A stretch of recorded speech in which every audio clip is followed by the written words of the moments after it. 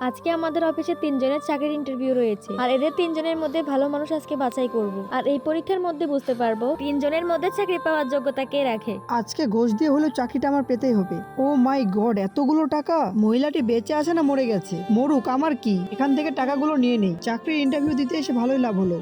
বাবার এই অফিসটা তো অনেক বড়, ইনার আবার কি হলো? হায় আল্লাহ, এখানে তো অনেকগুলো টাকা, এখান থেকে কিছু টাকা নিয়ে নেই, তাড়াতাড়ি করে চলে যায়, নয়তো আবার কেউ দেখে ফেলবে। আজকে যে করে হোক চাকরিটা আমার পেতেই হবে। বাড়িতে মা অসুস্থ, এই মহিলাটার আবার কি হলো? সামনে অনেকগুলো টাকাও পড়ে আছে। এই যে শুনছেন, আপনি কি ঠিক আছেন? এই যে ম্যাডাম, শুনছেন? কি হয়েছিল আমার? আপনি এখানে অজ্ঞান হয়ে পড়েছিলেন। এই যে আপনার টাকাগুলো এখানে পড়েছিল। পর কি হয়েছিল সেটা দেখার আগে আপনি যদি আপনার মাকে মন থেকে ভালোবেসে থাকেন তাহলে ভিডিওটিতে লাইক দিয়ে চ্যানেলটি সাবস্ক্রাইব করুন। ম্যাডাম, আপনি কি যেতে পারবেন নাকি আমি এগিয়ে দিব? আসলে এখানে পরীক্ষা চলছিল, আমি আমার কোম্পানির জন্য একজন বিশ্বস্ত লোক খুঁজছিলাম। আপনার সিভিটা দেখি, আপনার রেজাল্ট তো অনেক ভালো। আর আপনার সব থেকে ভালো দিকটা হলো আপনার মধ্যে কোনো লোভ লালসা নেই, তাই চাকরিটা আপনাকে দিতে চাই।